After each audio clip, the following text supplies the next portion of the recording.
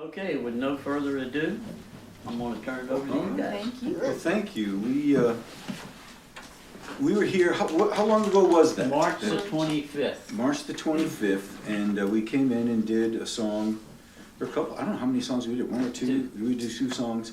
And everybody was so friendly, and everybody was so nice, and it was so much fun.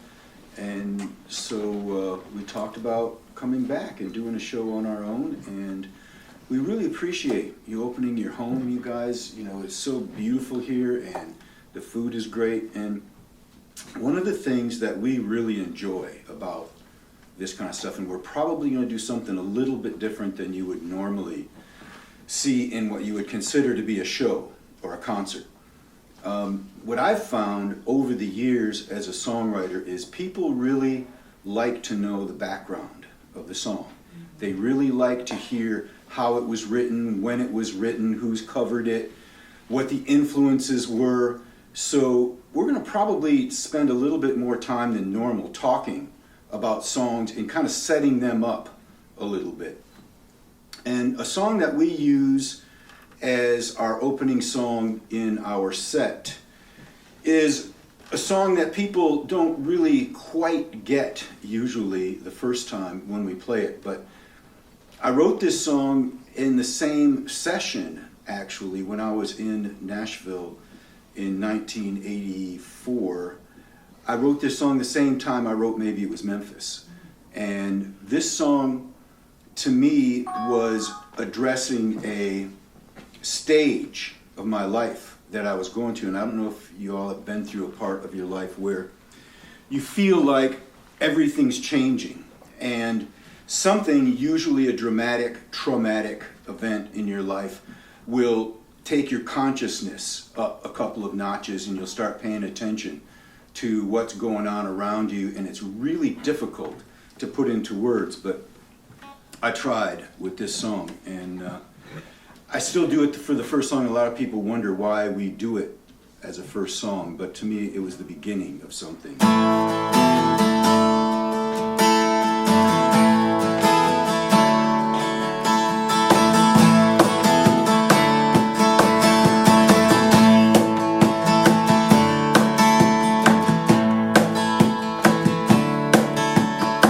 Well, there's a battle raging on the inside, symbols fighting to be recognized, demon prophets screaming out for justice.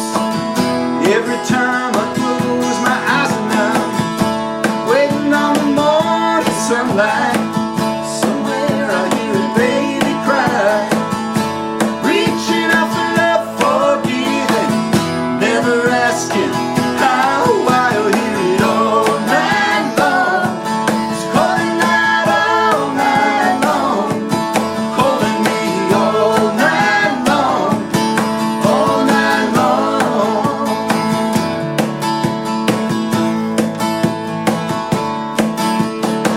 Well, in the night when the world stands silent, a heartbeat to measure time, with no one but yourself to lie to, when the truth gets hard to find and you're waiting on the morning sunlight, somewhere you hear a baby cry, reaching out for love, forgiving, never asking how. I'll hear it all night long.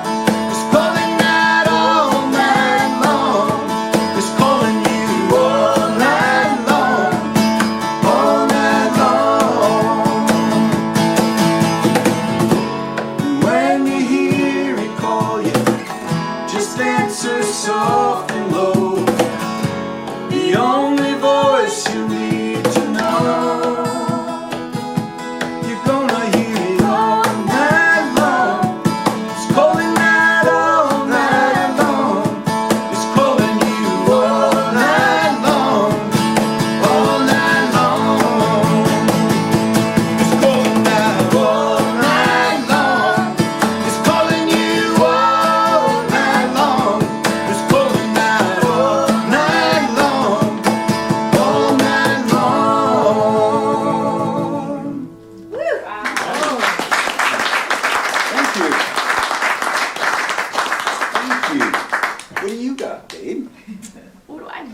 The bar has been set. Yeah, the bar has been set. I didn't mean it that way. Yeah, I have to say that when I first met Michael, I did not know that he was a hit songwriter. We were neighbors, and I just heard this story now.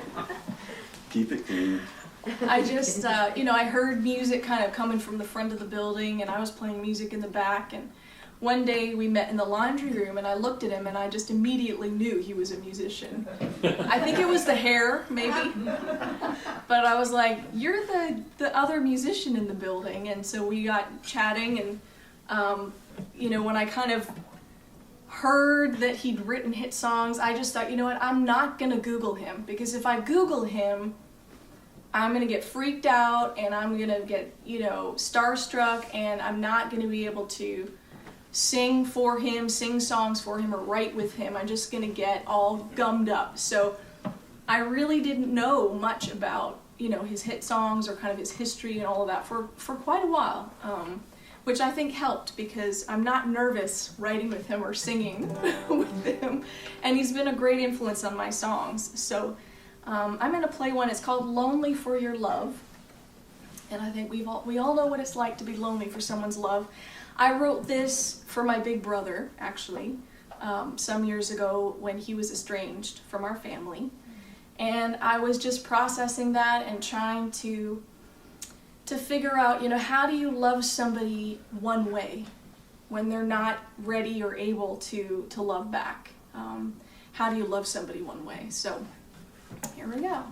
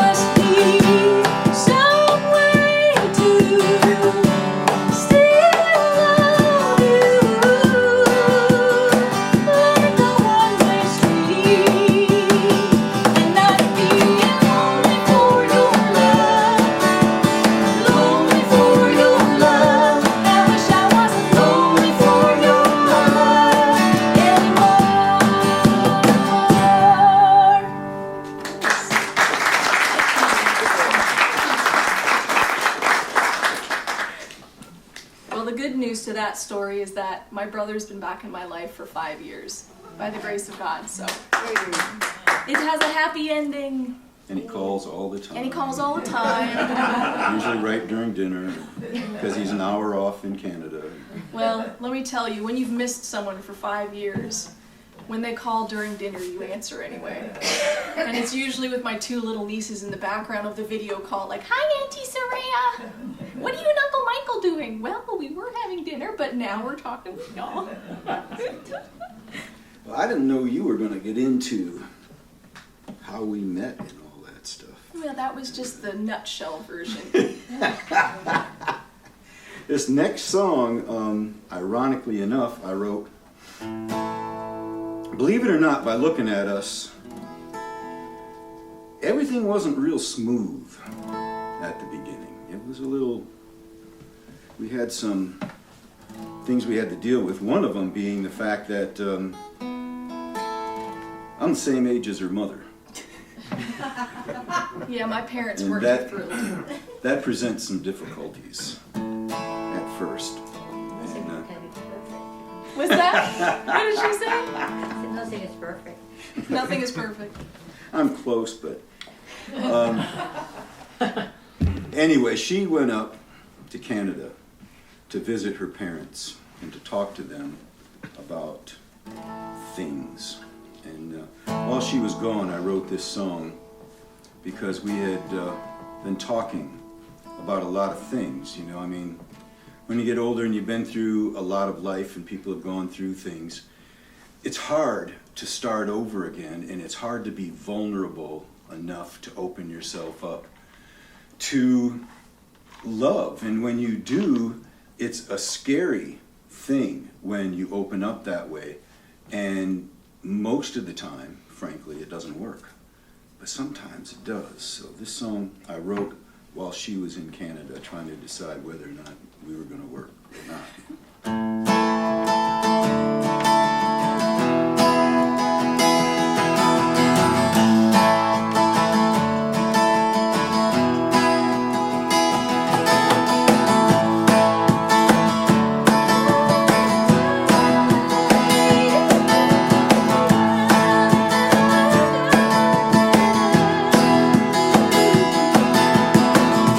Well, I know you've been roughed up, baby. I know you feel like you had enough. Sometimes it seems like they're out to get you. I know you feel like you gotta be tough. But don't blame it on love. You did not know, you could not see. Baby, don't blame it on love. 'Cause you can blame it on him, blame it on her, blame it on yourself. But don't blame it on love. You can blame it on me.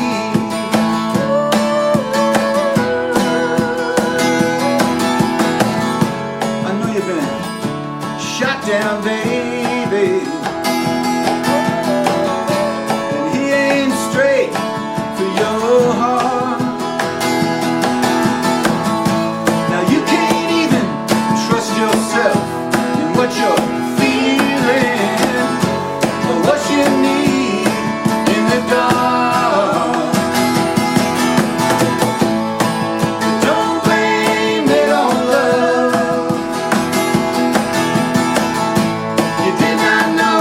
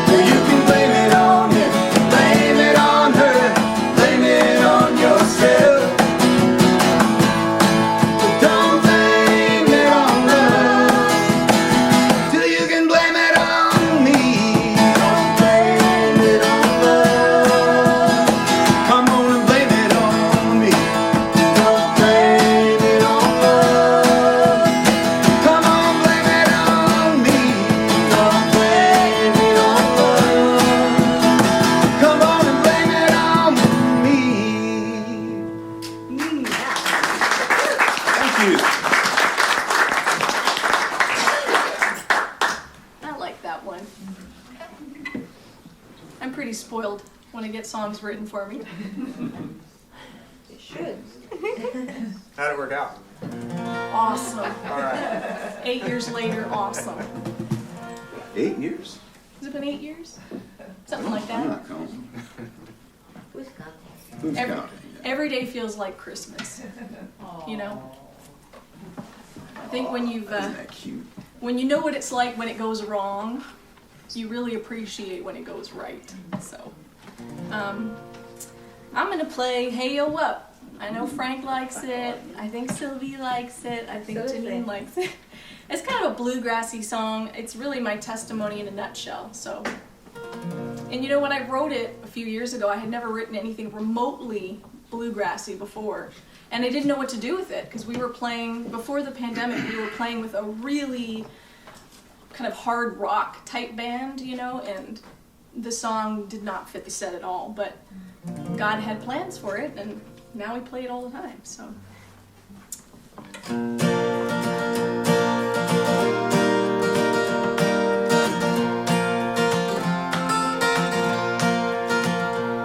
Well, it took me a long time to find this little mountain road. I was stuck down in the valley with the devil on my soul. Hey, oh, up I'm going. Hey, oh, up I'm going home. Home I'm going home. One day the Lord came to me like a beacon in the night. He rescued me with mercy and he called me to the fight. Hey, oh, up I'm going. Hey, oh, up I'm going home. Home I'm going home. Oh, I'll go up to heaven whenever it's my turn. While I'm breathing, I'll be singing and preaching the good word. Hey, oh, up the good word.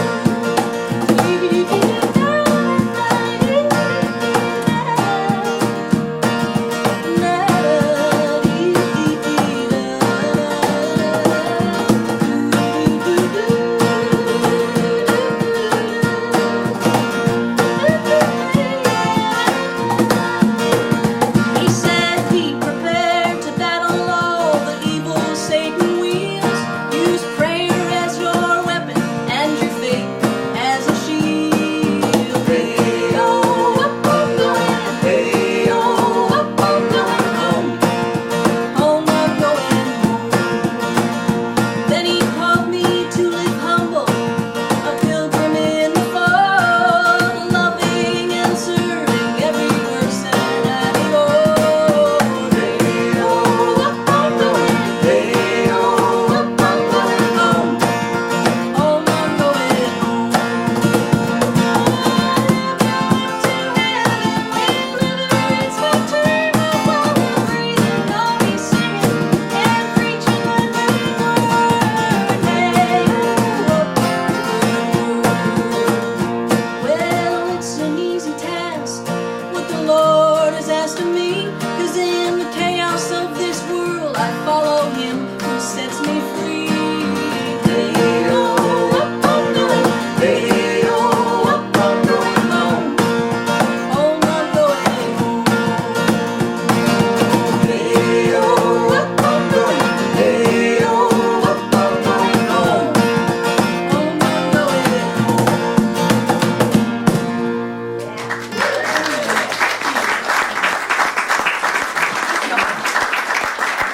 Is there somebody singing along?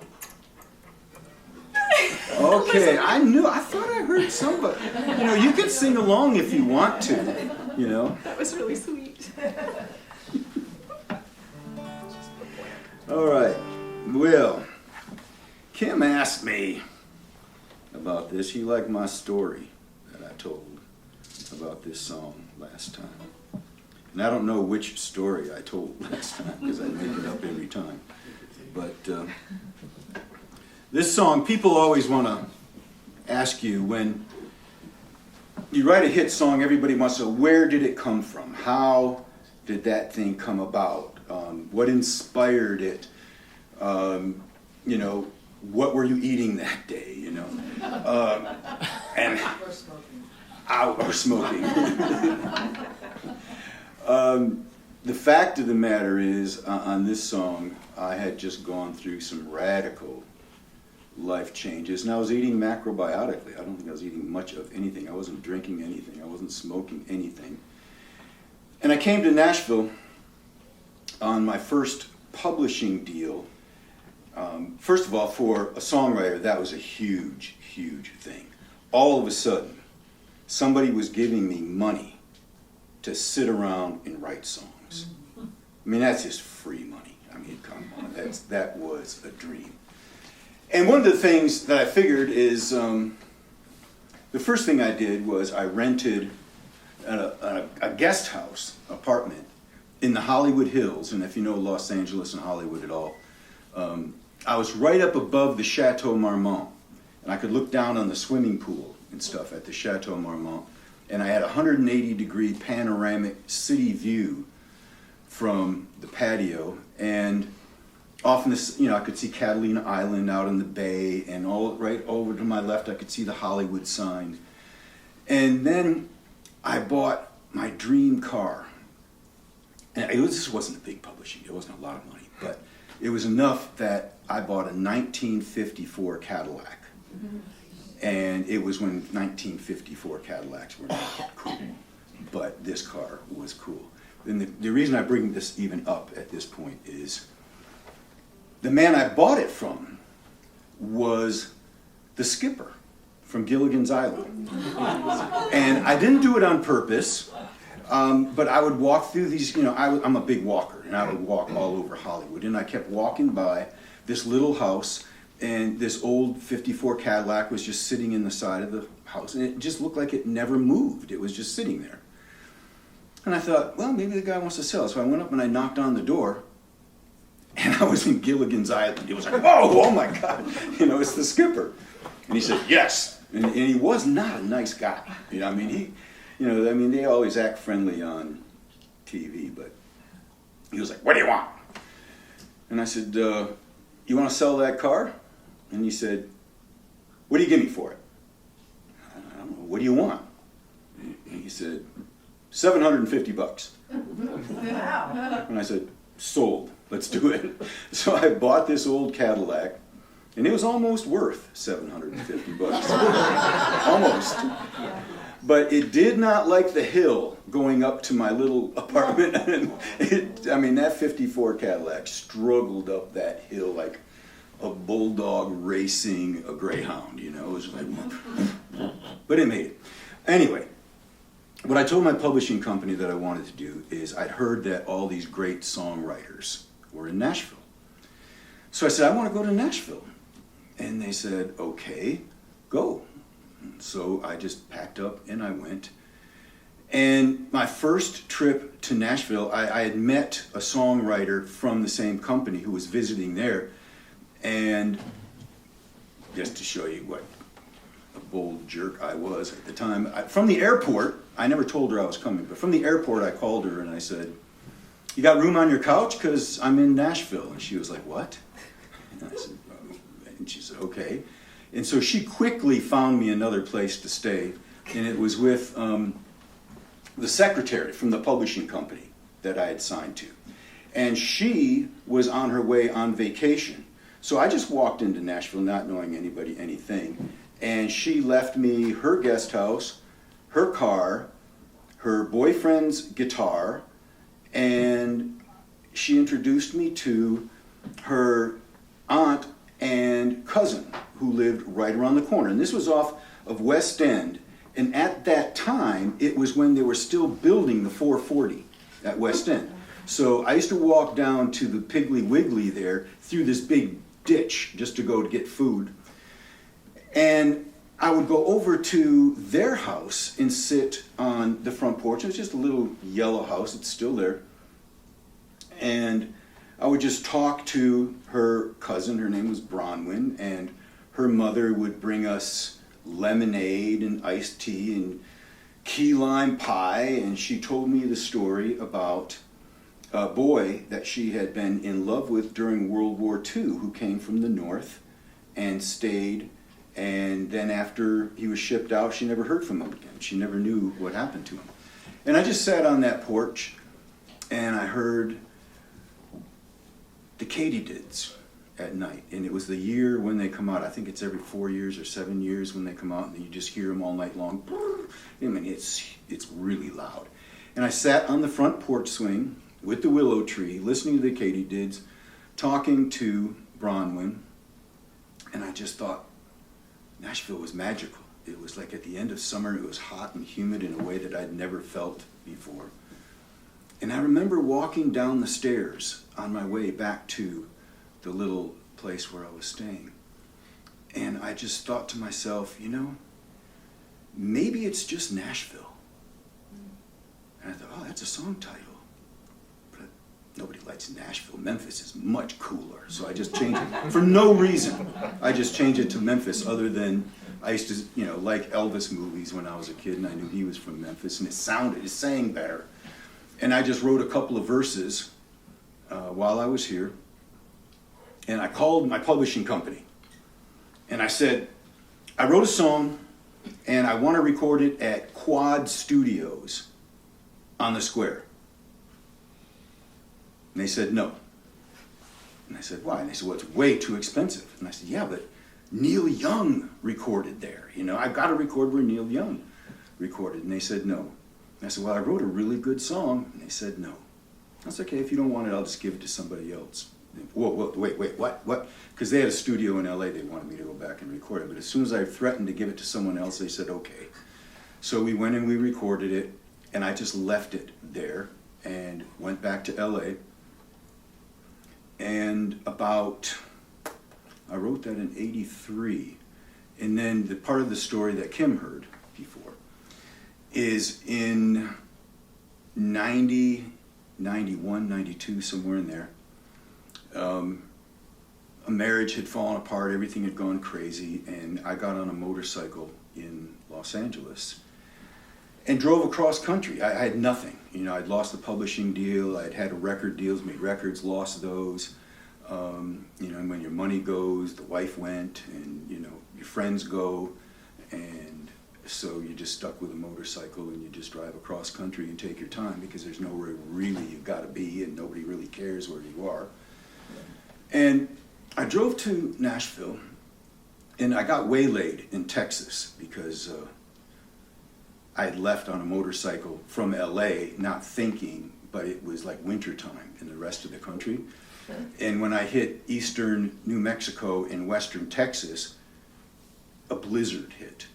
And I was stuck in Odessa, Midland, Odessa, for 3 or 4 days in a little tiny motel with about 12 truckers and a little tiny coffee shop. And they just kept looking at me really weird the whole time. And the place really smelled bad. I don't know how you can have a blizzard and have it look like Christmas and still smell like an oil field. You know, it's really a terrible smell. Anyway, I went to Dallas. I had a sister in Dallas who thawed me out and fed me for a while, stayed there for a bit, and I finally got to Nashville. This is the point of the story. My first day in Nashville, I'm with a publisher that signed me to a minimum wage publishing deal. And we were walking into the RCA building down on Music Row, and he introduced me to a man who was coming in the same door. He said, oh, Alan Butler, this is Michael Anderson. Michael Anderson, this is Alan Butler. He's the head of promotion for Arista. And he looked at me and he said, maybe it was Memphis, Michael Anderson? And no one had mentioned that song to me since like 1983. There's like 7 or 8 years I'd left that song here. And I said, yes. And he just looked at me kind of funny. And he said, well, you have a hit song. And I said, what? He said, Pam Tillis is putting that song out now. Radio is going crazy. It's going to be #1 within 2 weeks. Because he was the promoter, he was the radio guy that was promoting it. And he was right, and it was. So he invited me to a party. The next morning, they were having some kind of an Arista Records breakfast. I'm sorry, I didn't mean to fill in all this much detail, but my brain is like... And at this breakfast, he introduces me to Tim Dubois, the president of this new Arista company. And he sat me up there, and I sat next to Tim Dubois. And Tim stood up and said, this is the guy who wrote Maybe It Was Memphis. And this is Brooks and Dunn, and this is Alan Jackson, and this is blah, blah. And they were all sitting in front of me, clapping for me. And I had just got into Nashville the night before, frozen, on a motorcycle. And I thought, I like this town. This is gonna be fun. And this is the song.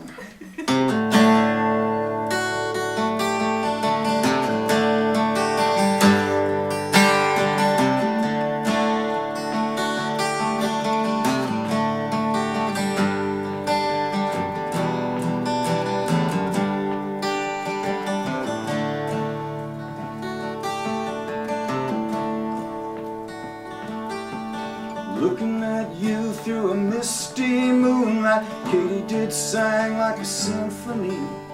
Porch swings sway like a Tennessee lullaby, melody blowing through a willow tree. And what was I supposed to do, standing there looking at you, lonely boy, far from home? Well, maybe it was Memphis, maybe it was southern summer nights, maybe it was you, maybe it was me, but it sure felt right.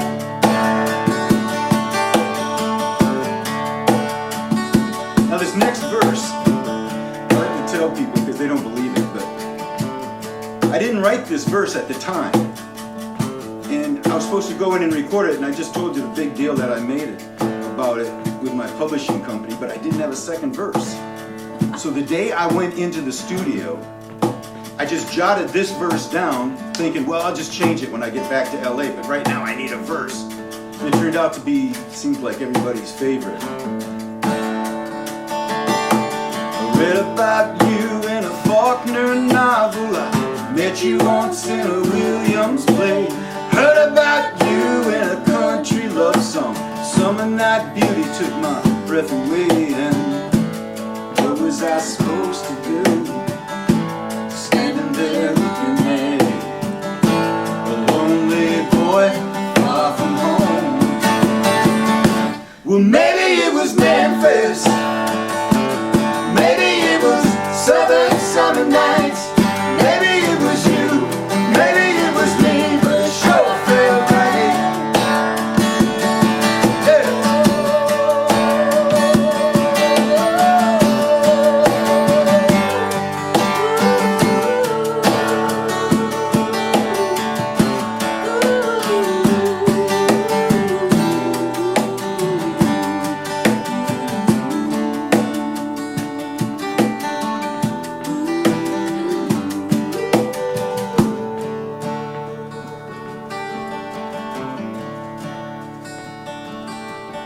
Every night now since I've been back home, I lie awake drifting in my memory. I think about you on your mama's front porch swing, talking that way so soft to me. What was I supposed to do, standing there looking at you, a lonely boy far from home? Well, maybe it was Memphis, maybe it was southern summer nights, maybe it was you, maybe it was me, but it sure felt right. Maybe it was Memphis, maybe it was southern summer nights, maybe it was Memphis, maybe it was southern summer nights, maybe it was Memphis, maybe it was southern summer nights.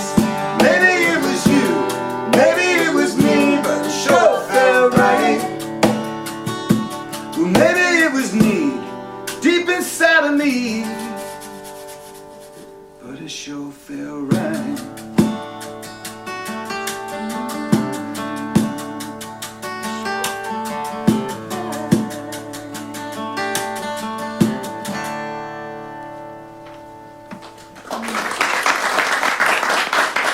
Thank you.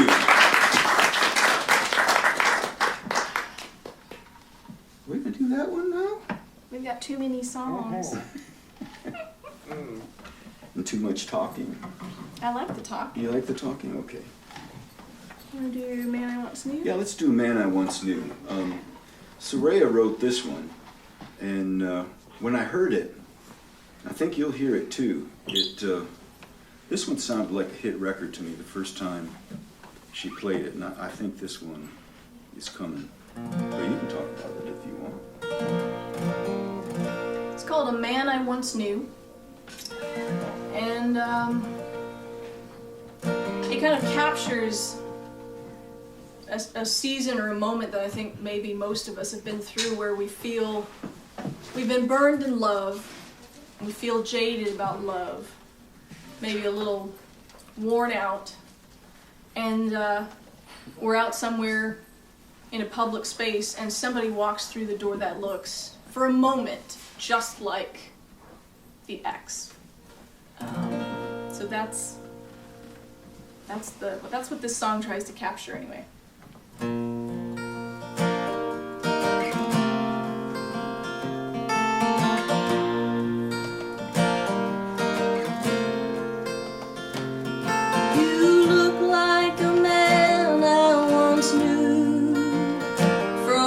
Dusty old jeans to your boots. Buy me a drink, it means just what you think, but you won't have my heart or my youth. Oh, you shine like a dream I once dreamed, where promises could be believed. Love letters told of a future of gold, about living forever with me. Oh, I ache sometimes to be tender again, but those are gone, and I've come to believe what the years have taught me, that every good whiskey will end.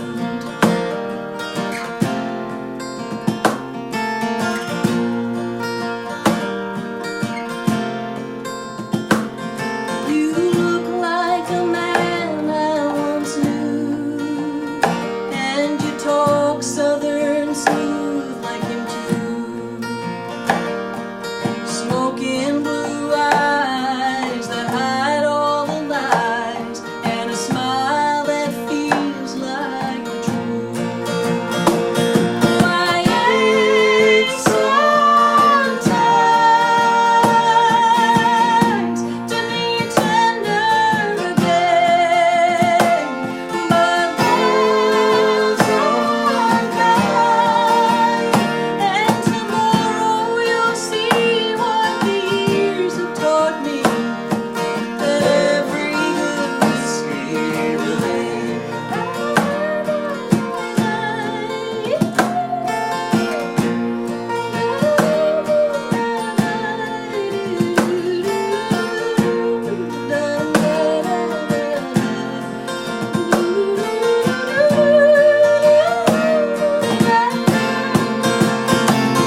I ache sometimes to be tender again, but those are gone, and tomorrow you'll see what the years have taught me, that every good whiskey will end.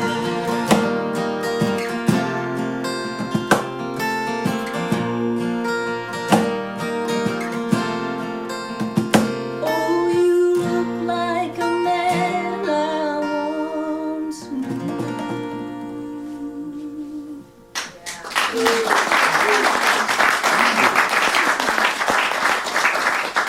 I had no idea how long we've been up It's- here. 45 minutes. We've been up We've been up 45 already? Yeah. Wow, because I was wondering if people needed like food and drink and bathroom break. Do one more and we'll... Everybody's like so attentive. Oh, It's like, it's really nice. It's addicting for a musician. Well, You're just ready to sit up here all night. When you played a lot of gigs where people ignore you, I mean, that just, whew, that builds some thick skin, but it sure is nice to be heard. No, Although y'all we were are playing to great. some kids this morning, we were playing at a coffee shop in Watertown this morning with all of our band, and it was a Father's Day brunch, and everybody had brought their little kids, and the little kids were just the best audience. They were like hollering and hopping and clapping. You guys are great, and I'm like, this feels really. This is our audience. There's no alcohol involved. It's so pure and so nourishing. I'm like, we should just play for kids like every month just to kind of refill the spiritual tank, you know. I think Starbucks is the worst, or one of those kind of places, you know, where the frappe, that thing in the background. Oh my all the gosh. time. Yeah. What do you feel like, babe? Let's do Closer. Let's kind of rock Closer? it out a little bit. Another yeah. bluegrassy one? Yeah, a little. I love this one. If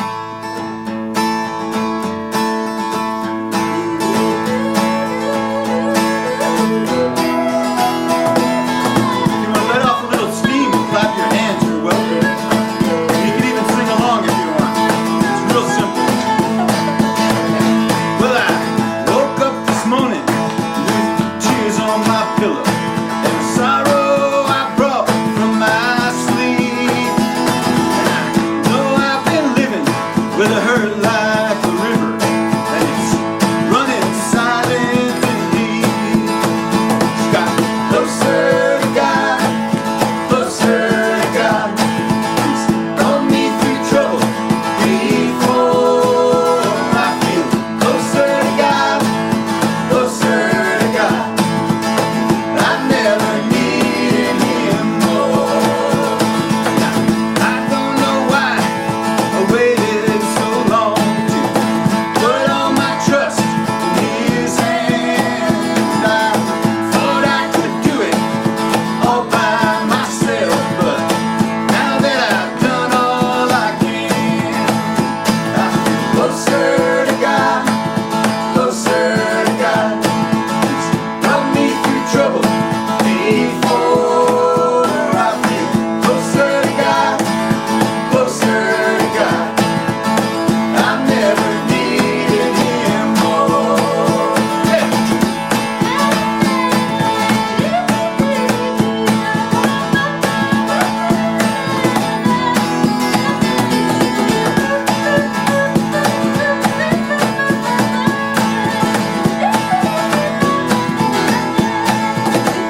Well now, Lord, don't forsake me, even though I deserve it. That prodigal's got nothing on me. I feel like a blind man that Jesus once healed. That's just now beginning to see. And I feel closer to God, closer to God. He's brought me through trouble before. I feel closer to God, closer to God. I never needed Him more. Got closer to God, closer to God. He's brought me through trouble before. I feel closer to God, closer to God. And I never needed Him more. I never needed Him more.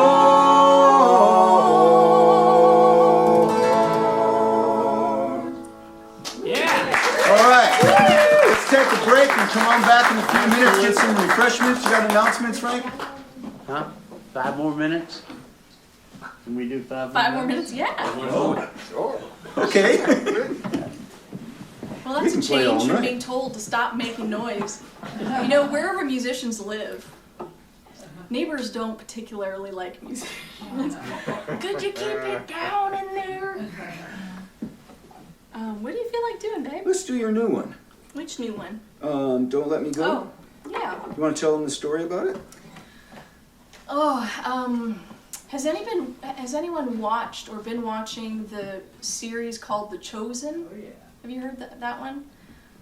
Christian, I guess it's kind of it's an episodic show that details the life of Jesus and his disciples, but with some kind of added fleshing out of, things we don't know about the disciples' lives. They kind of flesh out and provide some kind of idea of what a backstory could be. And we just fell in love with that series and were really moved by it. And there's a scene with Peter walking on the water, and of course he, stumbles in his faith for a moment and goes in the water, and Jesus grabs him out and he says to Jesus, "Don't let me go." And I was praying that evening before going to bed, and it came out in my prayer. I just said, "Lord, don't let me go." And I thought, gosh, that would be such a great song. And as soon as I thought that, God just started to download the chorus for this song. So that's where it came from. And it's kind of like a 90s, feels like a 90s rock song to me.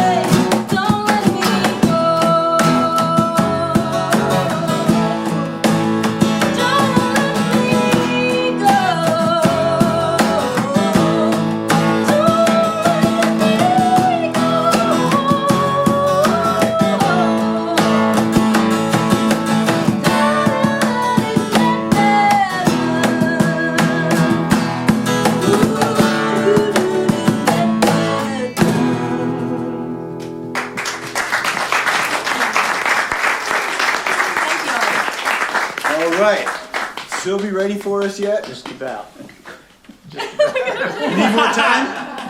Yes, please. More time? Okay. Sorry, It's your okay. pen is slow. Okay. That's all right. Let me just remind everybody, we've got a sign-up sheet in there.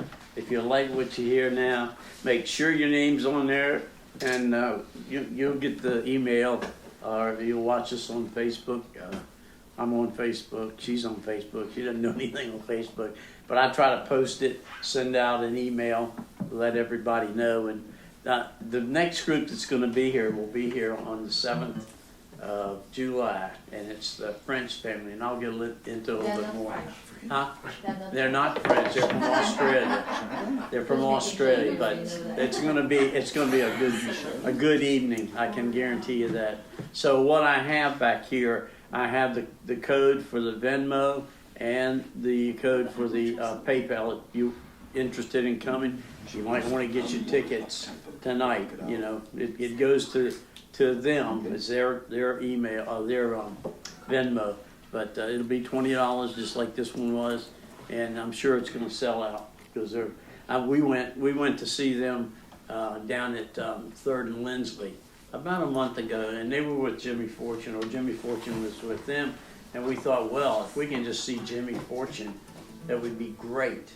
So, and he came out and he did the whole concert with them. It was one. Jimmy Fortune, for those that don't know, he was the lead singer for Statler Brothers, and and he's the guy that did Elizabeth, wrote that.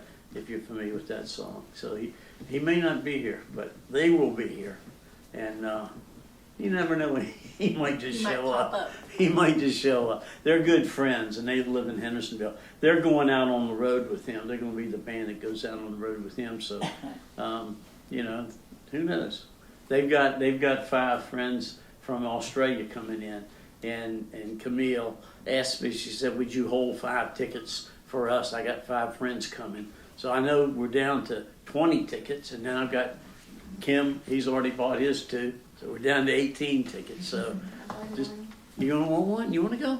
Okay. But anyway, I'm just giving you a heads up. I thought you guys wanted to hear Soraiya and Michael perform tonight, so you get the first chance to get your tickets. So, anybody that wants one, just look at the QR code back there. Just one more song? Yeah. One more song? Absolutely. Do you just love our music, or are we waiting for something? She's You're got thinking something. for good stuff. Okay. Besides, Okay. All right, this next song, this was my first hit. Well, no, it wasn't the first one. But anyway, this was my personal first hit. I put it out in 1988. You can go on YouTube and see the video that I put out in 1988. Awesome. We filmed it at, I got a mohawk. Mullet, oh, not a mohawk. All the way down the back. We filmed it at Alcatraz. I was on A&M Records, so those were the days when they give you a huge budget to do things, and we spent every dime of it, and we had a lot of fun. Went to New York first, and then came back to San Francisco, and went to Alcatraz and filmed the video, and it was fun. But the song itself, I wrote in a trance almost. I don't know how many of you guys are artists who work when you're working on something and you know that you deal with regular life and you deal with people, you deal with friends, you deal with your family, and it's all on this level when you say hello and you have your morning and your day and you go about your day. But then as an artist, there's a time when you're working and it's almost like a shamanesque zone that you get into while you're working. Sometimes it's on purpose, sometimes it's accidental, but you can never really plan it. But all of a sudden, your work starts coming through you, and it's not you, and it's almost like you're listening or you're watching and you're just going, wow, that's really cool, and you don't want to stop that flow. And it's not your consciousness that's doing it, but it's flowing through you. And this next song I wrote right after I got that publishing deal I was talking about, and I bought this drum machine when drum machines were brand new, and all I could do is put a basic little beat in it. And I imitated Dancing in the Streets by Martha Reeves and the Vandellas. It was a Motown beat that I just loved. It just went boom, boom, boom, boom, boom, boom, boom. And I just started just bashing chords on that, and I started singing this stuff. And this stuff started coming out, and I thought, what the heck is that? And the chorus came out, and it kept saying, sound alarm, sound alarm. And I thought, okay, again, it was like the second verse in Memphis. I'll change that later. I'll write something good on that later. But the verses sounded good, so I just kept going with it. And after I wrote it, after I did the video, and it was, I think before it was released, I was laying in bed, and I had no idea what the song was about. I kind of knew, sort of, but this voice in my head started saying, Joel 2. And in the room, I started smelling this pipe tobacco. And it was the pipe tobacco of the man who had baptized me about a year before. I had gone out to the desert, and he was the father of one of my friends, and we stayed at his house. And this one day, everybody was gone, and it was just the two of us. And we didn't eat anything that morning. It wasn't a conscious fasting, but we didn't eat anything. And we were just sitting there, and he said, okay, are you ready to be baptized? I said, okay, yeah. And he baptized me. And he smoked this, and I smelled that in the room. And I found out later that he had died that day.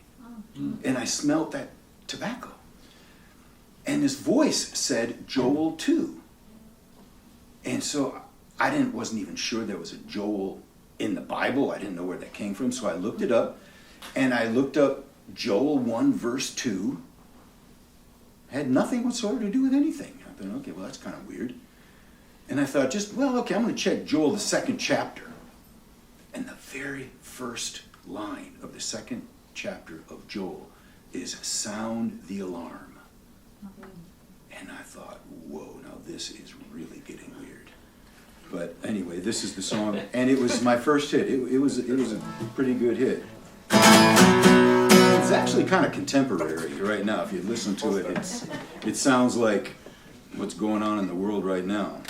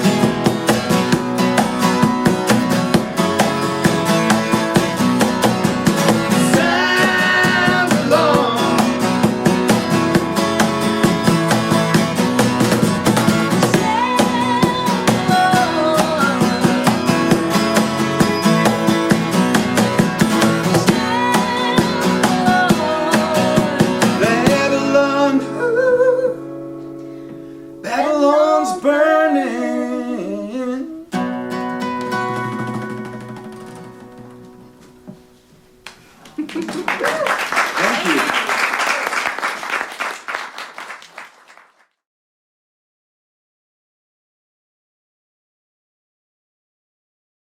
Well, we'll get started here with our second set. Uber talented JP is not only phenomenal drummer, great background singer, he also writes songs. So we're gonna do one of JP's songs. Do you want to introduce it? I've written like 2 songs, and this was the first one. All right, I've written more than 2 songs. But this was an early song that I wrote. Oh, hi y'all, I'm JP. I wrote this song for my wife. There comes a time in every songwriter's career where the wife, the spouse, says, "When are you gonna write a song for me?" And so that was bouncing around for maybe a couple of years. When are you gonna write a song for me? So one day I'm driving along. Just on the side of the road, there are these 2 little critters, and they were just so beautiful, these donkeys, and they were just immediately my friends. And I said, these 2 deserve a song. And I started to write this song with my wife in mind. Somehow, the donkeys and I don't know. It all ended up working in the end. And there was a point, as long as we're doing like longish song explainers, there was a part in the song. The first verse pretty much just came right to me. It was one of those straight down from heaven, vertical, write this down, revelation moments. But when I came up to needing a chorus, I was a little bit stumped for half a day. Songs usually, it takes me 2 months to write a single song if I'm lucky. So I was trying to, kind of beat this one out. So I got to the chorus and I said, I'm kind of stuck. And I said, what would Roger Miller do? It's a really good songwriting technique. I lean on it quite often. I highly recommend it. It's been successful for me. So when I get to the verse, you can think to yourself, when I get to the chorus, you can say to yourself, oh, that's when he thought, what would Roger Miller do? So that's what Roger Miller would do, and that's my story, and I'm sticking to it. All right, so this is for the pretty gal over here on the left. And Soraiya has been gracious to learn the chorus, and she's going to put some of her magic on it. All right.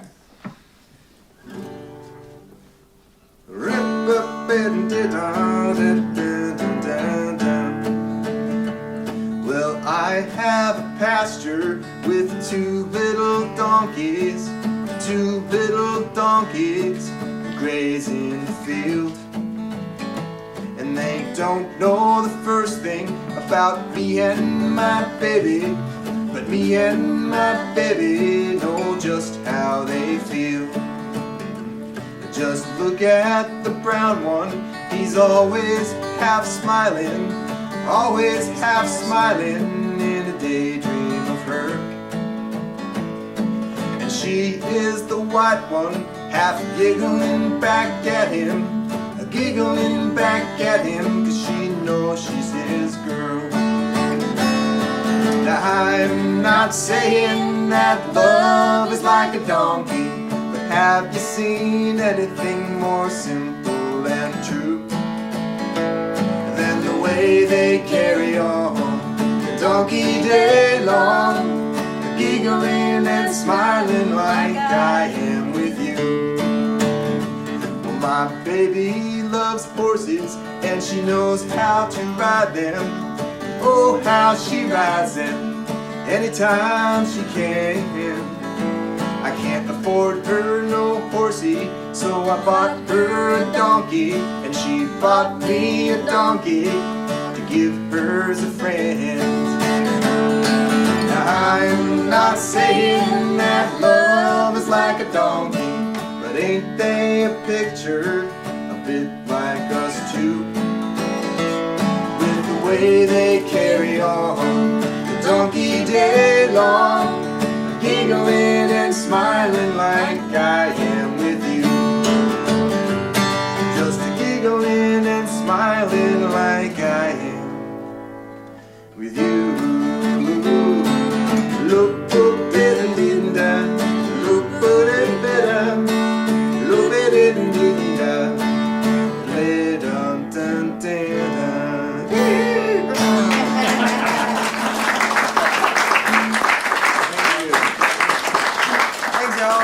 I love that. That's 2 little donkeys. Armand, Michael's son, had the greatest joke about this song. Anytime I play that in any venue, that venue immediately becomes a donkey tonk. Thank you for the loan of guitar, Jerry. I think I'm gonna play. It's called "You My Love," and it's one that I've been wanting Kim to hear. If y'all haven't met Kim before, he's got so many talents, so many gifts, and one of them is he plays the piano masterfully, just gorgeous.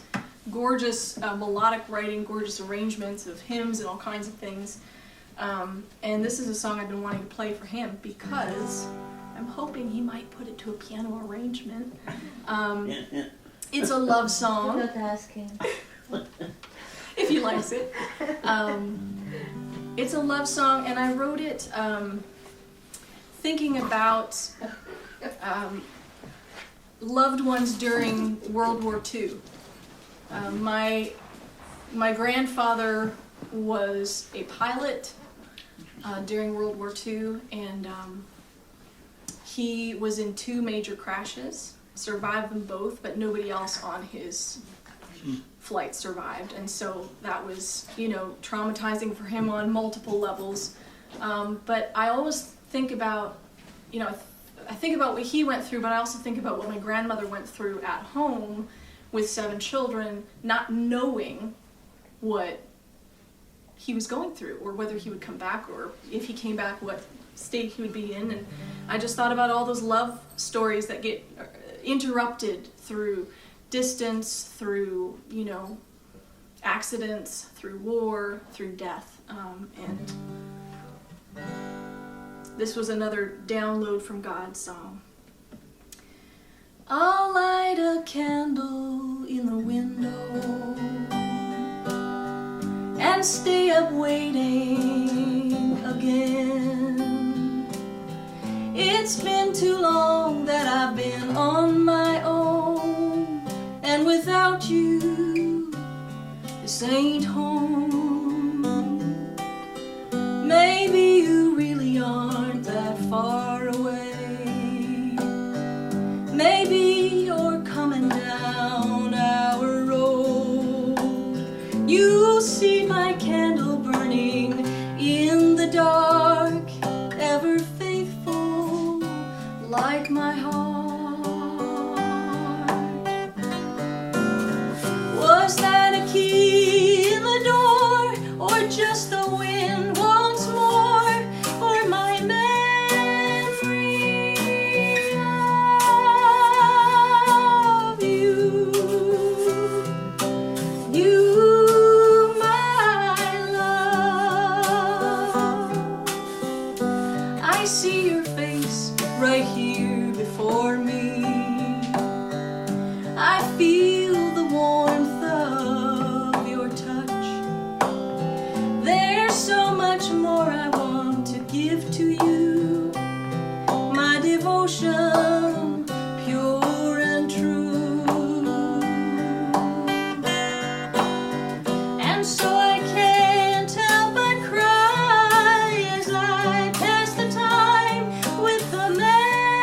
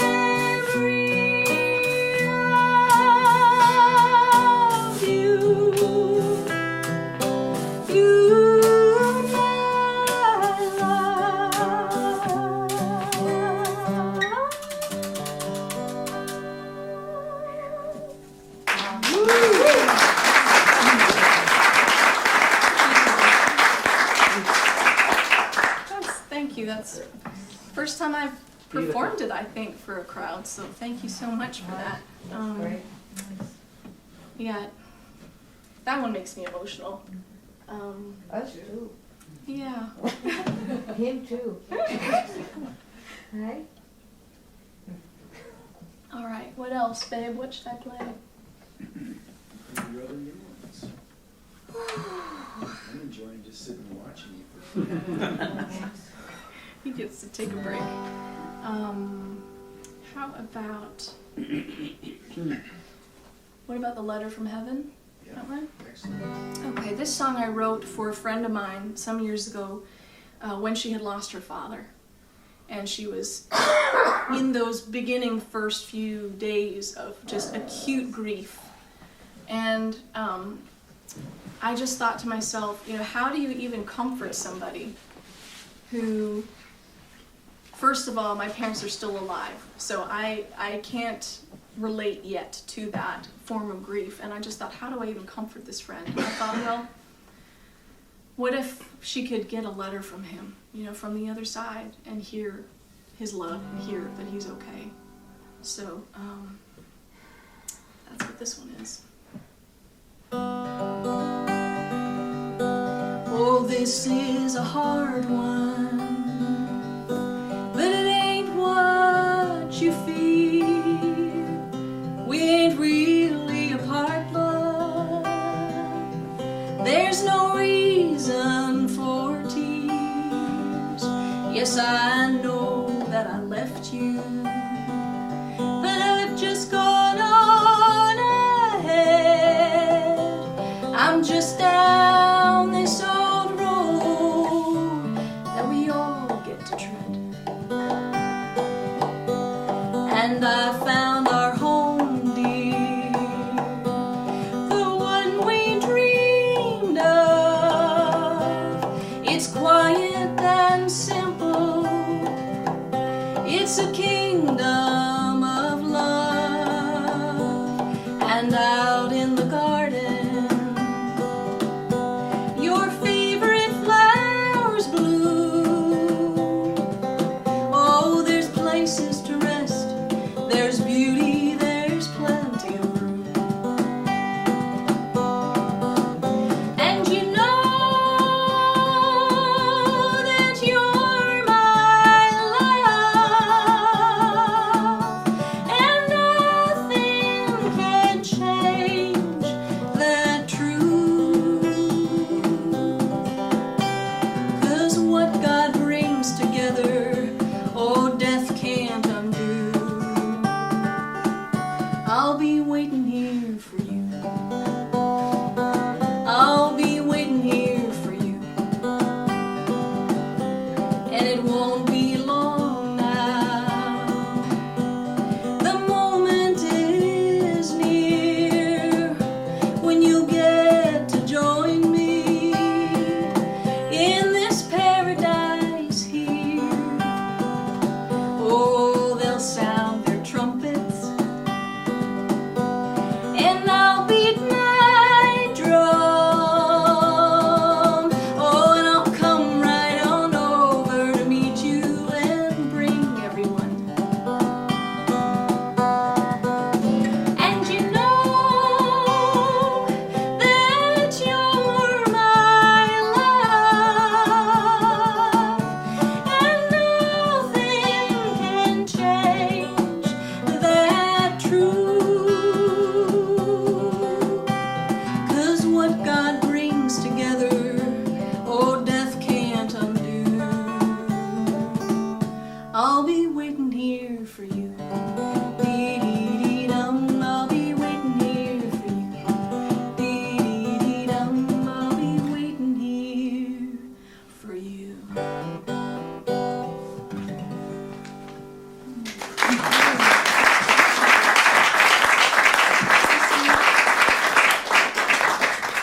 Feel like playing? Oh, okay. Comfortable to have a piece of pie and sit on the side and just listen. You guys sound good. Well, thank you kindly. You're not going solo, are you? I was telling Kim on our little intermission how much my lyric writing has improved thanks to Michael's influence. You know, when I met Michael, I really considered myself a melodist, you know, more than anything.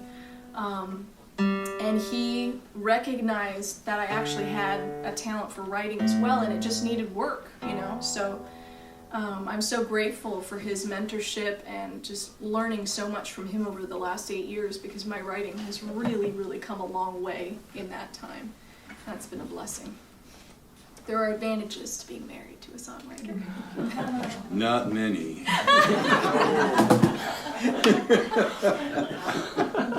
But your voice is just so naturally beautiful. Thank you.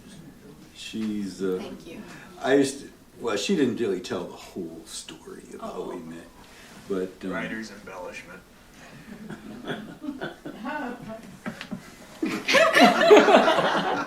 Drummers. We lived in a fourplex. She lived in the back with a roommate, another girl. I lived in the front with another roommate, my son, who was a reprobate juvenile delinquent. And I used to sit sometimes in the apartment, and I would hear her voice, that voice you just heard, echoing between the houses and the apartments and stuff. And I just go, whoa, what is that? I mean, it was just beautiful. And I thought, man, even if she doesn't look very good. And then I met her in the laundry room that day. And I was like, well, okay, this is pretty interesting. Just And interesting, huh? very, though, very Oh, okay. interesting. And believe it or not, she started coming down to my apartment for tea. And we would just sit. I had a very Japanese kind of apartment because it's all I could afford. I couldn't afford furniture as a songwriter, but it looked cool because I had tatami mats and a little table that I had made, and I would make her tea, and we would just sit there and talk for hours and hours and hours. And then one day, she came and she said, I'm moving. I found another place and I'm going to be leaving. And I thought, oh, okay. That's the way it goes, I guess. And she was moving that day, and I had gone out, and I think I got a little like individual pizza or something like that. I was really in a bad mood because she was moving that day. And so I went in my little studio and I started bashing my guitar really loud, louder than I ever had before. And I didn't know why the people didn't call the police.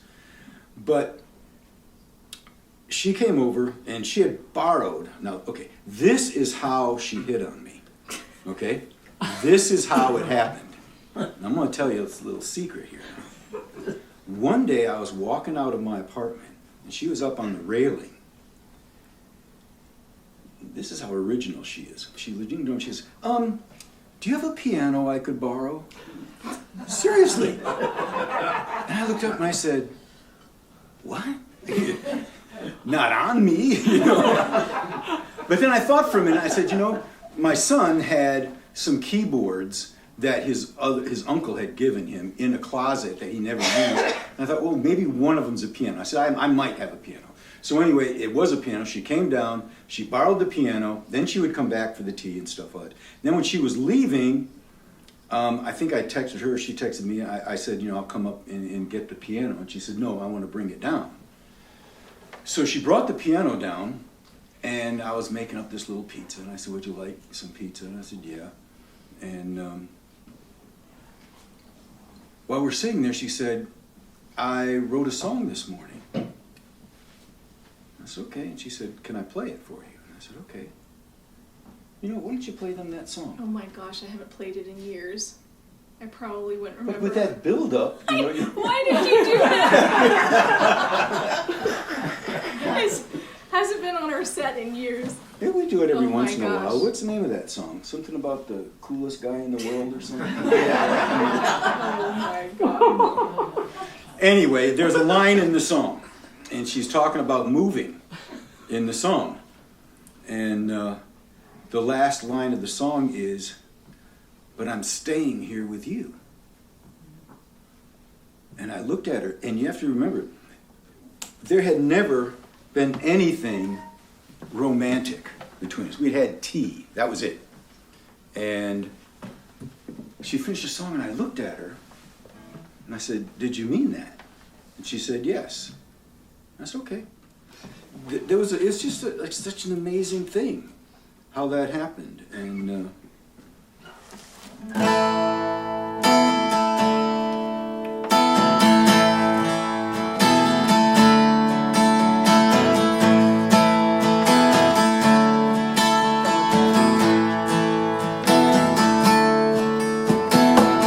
well, I need something to believe in. This empty soul needs relieving. My faith is shaking and I need some time to heal. I've been so confused, I wish that I knew for certain there was something worth the hurting, but it's so hard to find something real. I don't want a love that I can buy, and I don't want a love that's gonna die. I don't want a love that's licensed to be true. I need something to believe in, and I wanna believe in you. I wanna believe. I wanna believe in you. Sweet passion can be delicious, but the effects of time can be quite vicious. Moments held too long don't age well. Here today and gone tomorrow. It's only now I feel the sorrow of wasted love that only broken hearts can tell. Don't want a love that I can buy, and I don't want a love that's gonna die. I don't want a love that's licensed to be true. I need something to believe in, and I wanna believe in you. I wanna believe. I wanna believe in you. I wanna believe in you.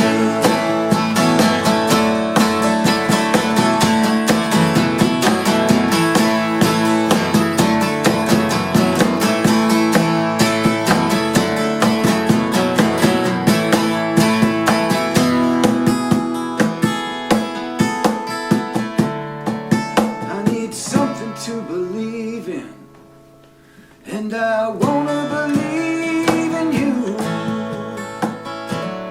Wanna believe. Well, I need something to believe in. This empty soul needs relieving. My faith is shaking and I need some time to heal. You see, all my dreams, they just proved illusion, and they brought me back to one conclusion. There's this aching in my heart for love that's real. I don't want a love that I can buy, and I don't want a love that's gonna die. I don't want a love that's licensed to be true. I need something to believe in, and I wanna believe in you.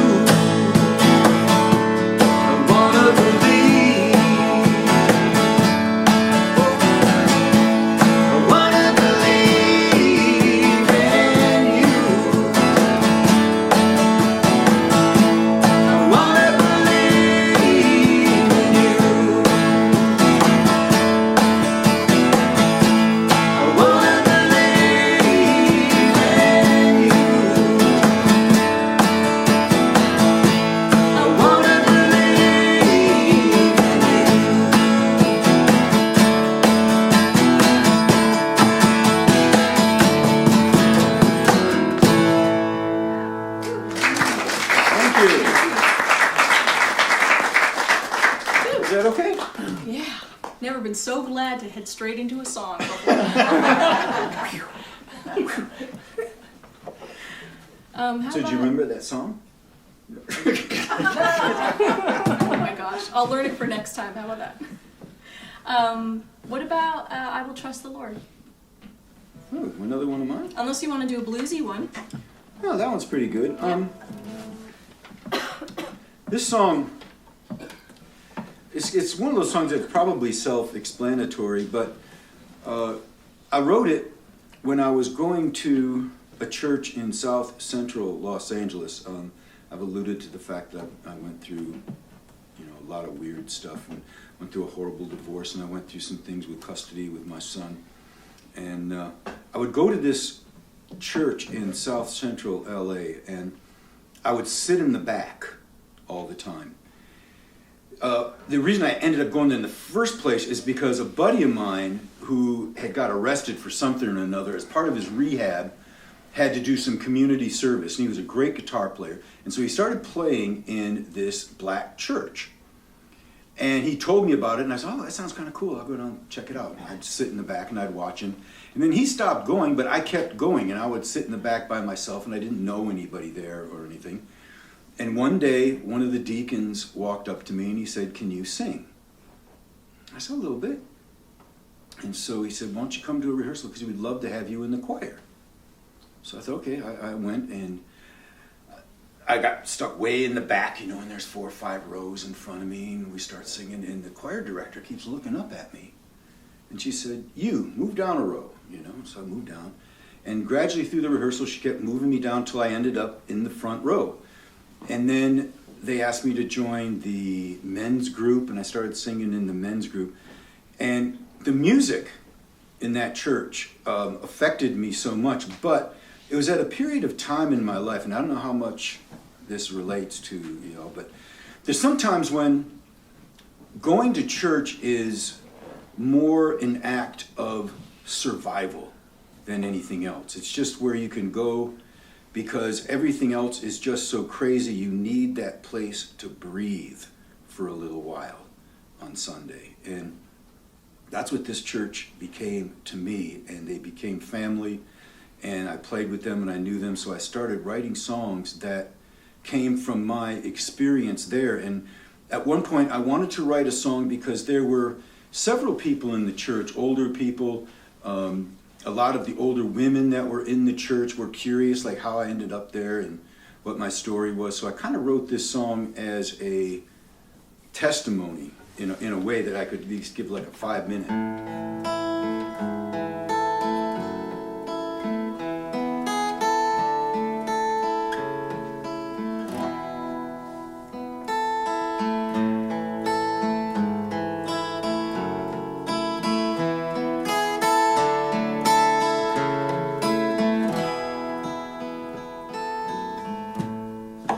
In my time I've wondered, wondering what my life was for. Though I took the long way home, I've learned to trust the Lord.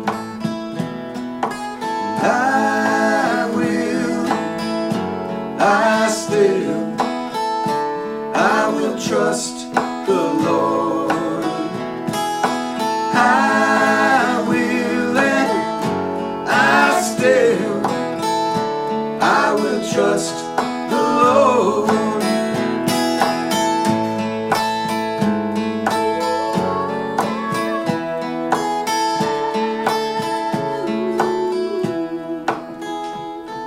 You see, I've learned this world is corrupt by sin, with darkness all around.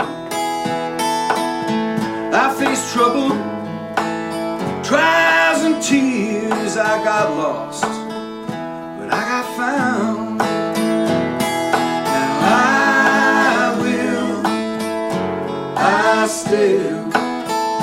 I will trust the Lord. I will and I still, I will trust the Lord. God is faithful. And I've learned that God is true. And I learned to sing Amazing Grace so I could testify to you that through many dangers, tears, and toil, I have already come. And I learned He will stand by me till my journey's done. Now I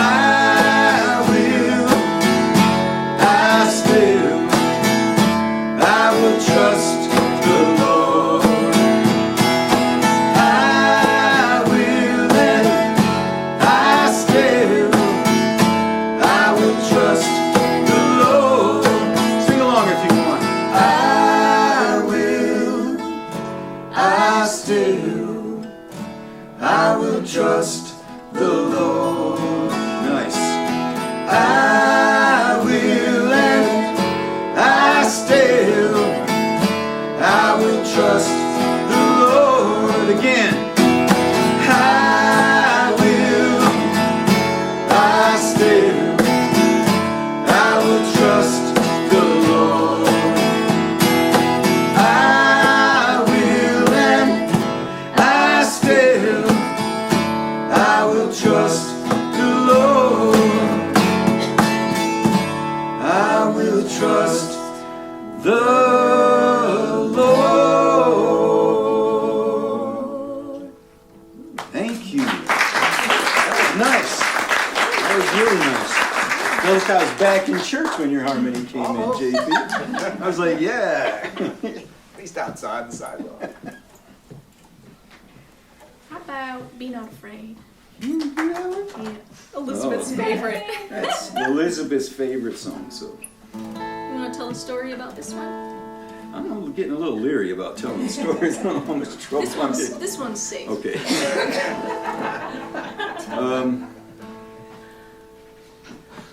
About 27 years ago, and I remember that exactly because that's how old my son is, but I went 18 years without speaking to my father. And it was one of those hard relationships. He was a tough guy. He was a stock car driver, and he was a drummer, and he was an alcoholic. And he was a tough man. I'm going to tell a few stories about him, but I won't go into that. He and I had a contentious relationship. And so when I got old enough, I just said, I've had enough. And I just refused to speak to him for 18 years. And then I was in Memphis and I was making a record. And a song just kind of came out of me. And I wrote it in the studio and it ended up on that record called Time to Go Home. And in it I realized that you can't go your whole life having unforgiveness in your heart. Even, you know, I became a Christian and I would go to church and I would read the Bible and I would learn all that. But there's just something hard. There's a wall inside of you that's there when you have that kind of unforgiveness. And so I decided I would go back and I would see my dad. And I went back, and at that time, you know, I guess I wasn't a rock, I was a pretend-to-be rock star. And I bought a big old Harley and I drove it from Nashville up to Grand Rapids. And he took one look at that Harley, and I swear to God, it was the first time in my whole life he was ever proud of me for anything. It was when he saw that Harley. And I thought, well, if that's what it takes, you know, whatever. And we started talking, and we ice broke, and we kind of got to know each other. And he wasn't the same man anymore. He had, I guess he'd gotten arrested. He ended up in jail, and when he got out of jail, he went into AA, and he stopped drinking when he was 60 years old. And he had been in AA for, I believe, a year, maybe 2 years. I think I've shown you the button before. But he gave me this medallion that they give you in AA for when you've been in for a while, and he was so proud of that, giving it, because he knew what that had done to me and what he had done to the family when he was younger. And he was just, instead of this big monster, he was this little broken old man, you know? And I got to know him, and it wasn't very long after that I went up, and he told me that he was dying. He had cancer, and he had found it out. And I think he and I had maybe 4 years together before we found that out, and then he went pretty fast with the cancer. But in that time, I was married at the time, and I found out that my wife at that time was going to have a baby, and that was my son. And I told him about that, and I said, Dad, you know, you're going to be a grandfather. And, you know, he got real emotional about it. And I wrote this song, and I played this song, and he didn't see his grandson. He didn't live that long, but I did play him this song.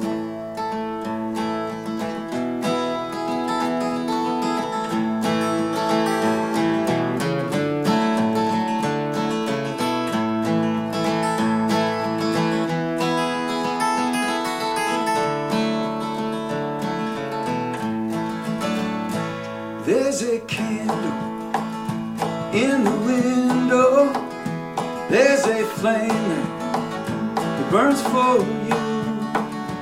Though you're walking in the darkness, there's a light to see you through. Be not afraid, the Lord is with you. Be not afraid, He is your guide. He'll never leave you, He won't forsake you. Be not afraid, God's on your side.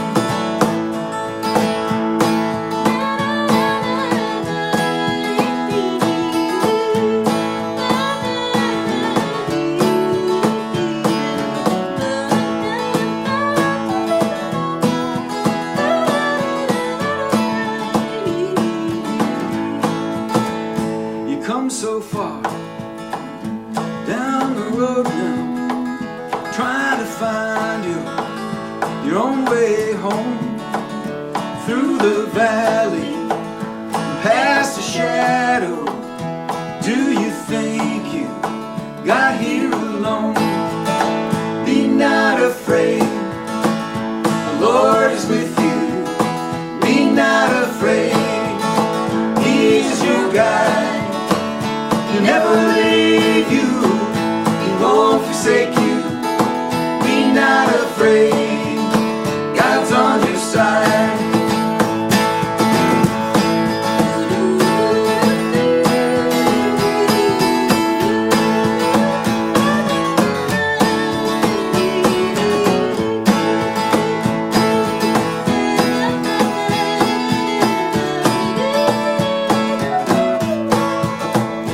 Well, as you face this time of trouble, and there's nothing that you can do, keep walking with your eyes on Jesus, and He will find a way for you.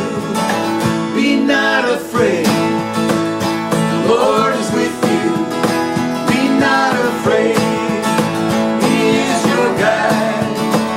He'll never leave you, He won't forsake you.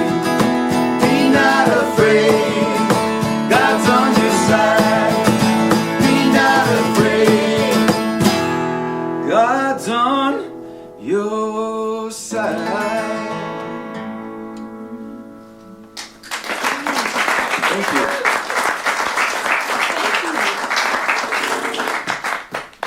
I love singing his songs. It's fun. He makes it easy. He makes it easy. It ain't easy. No, that one, I know Elizabeth really likes that song, but I feel like sometimes songs get a lot bigger than what you wrote them for. You know, like we are in our own little bubble, in our own little world, and we'll write something.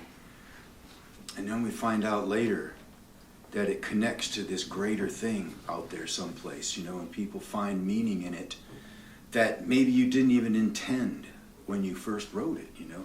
And people come back to you all the time and say, oh, I heard that song and that meant that to me. And I go, wow, that's an amazing thing about a song. And I think our world right now is to a place where a lot of people, if you watch the news, if you read the papers, if you pay attention to what's going on, it's very easy to be afraid. It's very easy to take it all in and let it affect you emotionally. And my wife is very sensitive to those kind of things. And I have to pray and remind her and talk to her that, you know, in the Bible, God said He's not going to take you through anything you can't handle. And there is something about repeated all the way through to be not afraid, to be courageous in this world, to stand up for what you know is the truth, you know.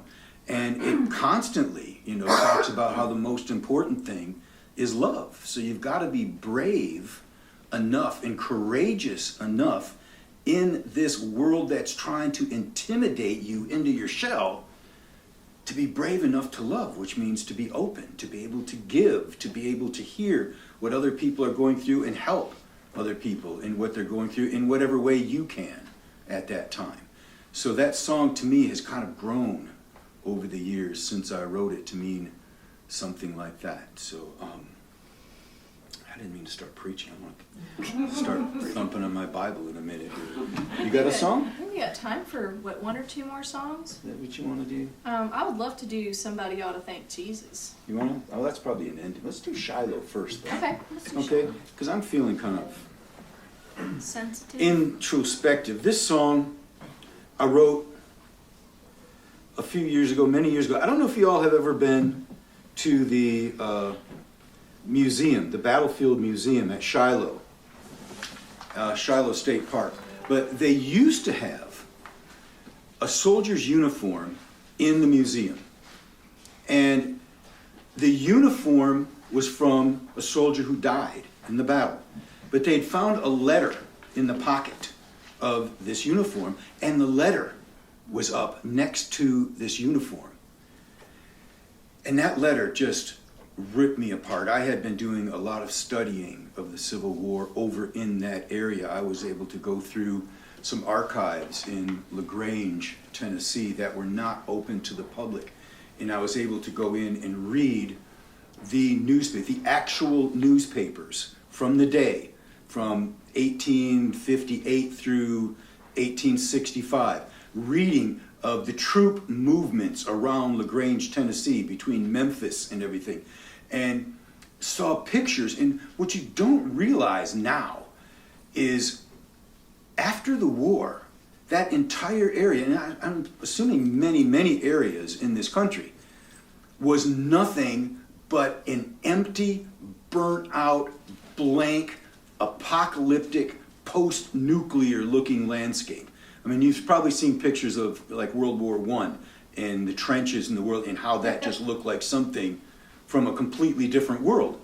Well, that happened here. The pictures, if you look, they don't show us those pictures now. But that's what Western Tennessee looked like. And I read this account of this soldier, and what I did was I put his letter into a song. And this is the song.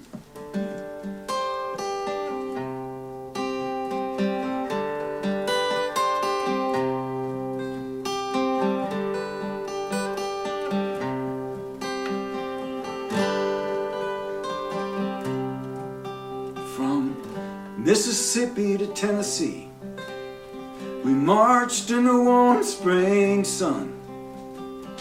There's an ache in me that I might call fear, the losing end of a Yankee gun. But they tell us the prize will be on our side. In the morning light they'll face Dixie pride. So fill our canteens for the fight. We could be in hell by tomorrow night. We're gonna hit them with all that we know. Drive on back to Ohio. We're meeting the Yankees at dawn. It's Shiloh.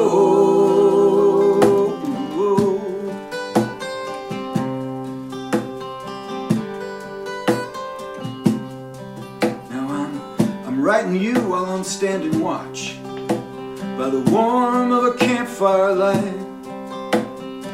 Some boys sleep, some boys talk, and some boys stare off in the night, 'cause morning's coming while we wait, when we'll stand and test the hand of fate. We'll rebel yell for General Lee while they drown like rats in the Tennessee. We're gonna hit them with all that we know, drive them back to Ohio. We're meeting the Yankees at dawn at Shiloh.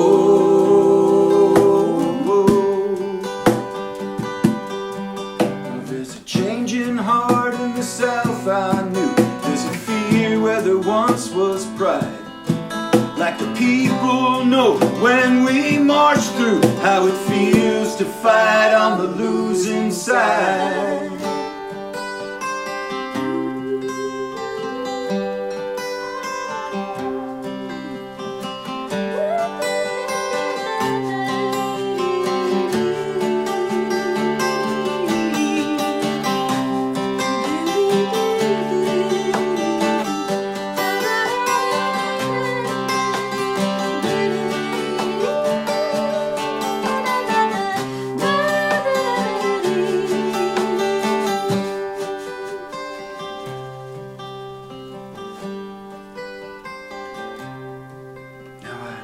I still see you waving me goodbye with our baby in your arms. I never thought this would take so long, and girl, I never dreamed that I'd miss that farm. But Dixie's pride lies in the dust, and a rebel don't know what to trust. Looks like the devil's one in blue. I lost my faith, and all I can do is hit them with all that we know, drive them back to Ohio. We're meeting the Yankees at dawn at Shiloh. We're gonna hit them with all that we know, drive them back to Ohio. We're meeting the Yankees at dawn at Shiloh.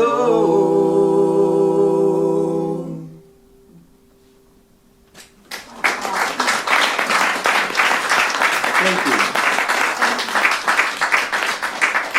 Yeah, that kind of stuff gets to me.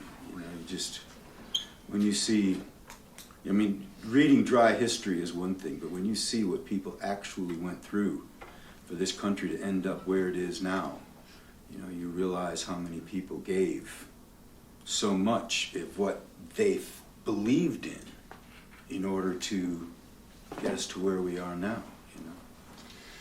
What did you want to do, babe? Should we close out with somebody? Somebody ought to thank Jesus? All right, that's pretty appropriate, I would think.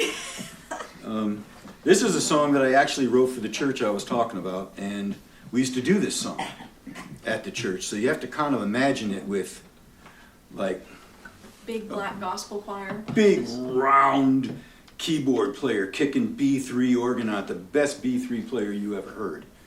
And the guy who stood next to me in the choir, his name was Willie Chambers, and he was from the Chambers Brothers. I don't know if you all remember the song "Time Has Come Today," but Willie stood right next to me. And on several Sundays, his brother stood on the other side, so we would have the Chambers Brothers singing with us. And this song is a song that I wrote there, and we used to do it.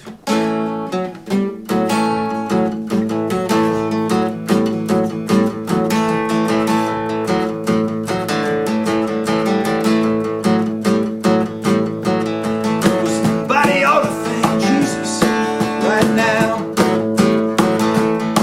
I said somebody ought to thank Jesus right now. When your path was dark at midnight, you found a way home somehow.